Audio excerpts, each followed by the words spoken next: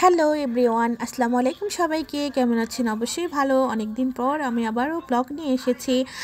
আজকে আমার হাজবেন্ড সিরাজগঞ্জ, বগুড়া সব জায়গায় ঘুরবে, কিভাবে কি করা হয় এবং সে আখের রস দিয়ে কিভাবে গুড় তৈরি করতে হয় সেটাও দেখবে এবং নিজে এনজয় করবে।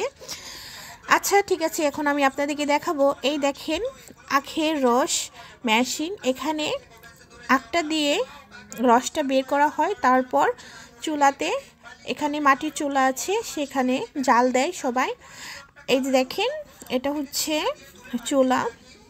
আমার হাজব্যান্ড ঘোরাঘুরি করছে, সে একটু আখটা মেশিনের ভিতরে দেবে, এই জন্য সে সবাইকে সাথে বলতেছে কীভাবে দিতে হবে, কোন সময় দিতে হবে সেটা জিজ্ঞেস করছে। আর এখানে দেখেন একটা লোক নিজে গামছা দিয়ে আখের রসটা ঢেলে নিচ্ছি, ছেঁকে নিচ্ছি, হয়তো বা আমার হাজব্যান্ড খাবে এর জন্য, কারণ সেখানে অনেক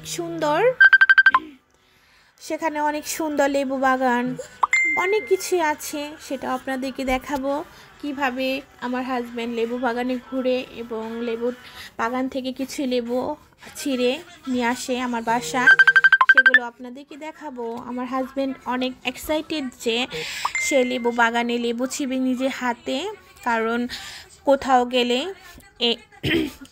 এই দেখেন আমার হাজব্যান্ড এখন আখটা মেশিনের ভিতরে দিচ্ছে। আর এই যে বালতি নিচ দিয়ে দেখেন আখটা বের হয়ে আসছে, সবাই এটা দেখতেছে। আমার হাজব্যান্ড একটু পোস্ট দিচ্ছে যে আমি কিভাবে আখটা দিচ্ছি, তো তারও অনেক আনন্দ হয়েছে।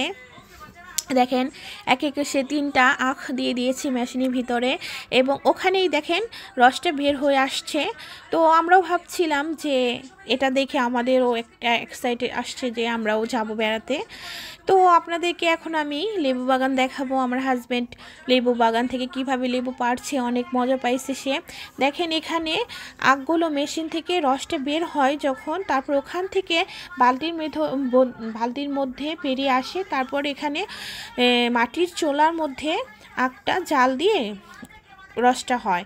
দেখেন কিছুক্ষণের ভিতরে আমার হাজব্যান্ড আখের কৌশল থেকে রস বের করার পর গুড় দেখার পর সে লেবু বাগানে এসে পড়েছে।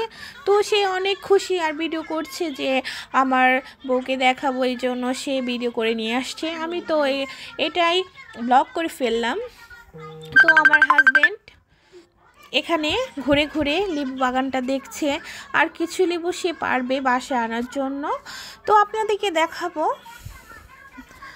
দেখেন ওখানে আমার এক মামাও গিয়েছিল, সেও দেখাচ্ছে ওনাদের এলাকায়, সেখানেই ছিল, এক ভাইয়ার বাসায় ছিল। সে একটা লেবু এনেছে পাকা, কিন্তু লেবু হয়তো বেশিরভাগ লেবুই মনে হয় বিক্রি করে ফেলছে, এখন কিছু লেবু আছে। তো 2-1টা সে কিছু লেবু পেড়ে সে বাসায় নিয়ে আসবে, এর জন্য সে লেবুগুলো ছিল।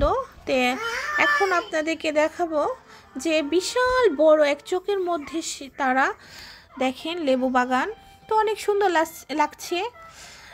তো আজকে এ পর্যন্তই, ধন্যবাদ সবাইকে, আসসালামু আলাইকুম।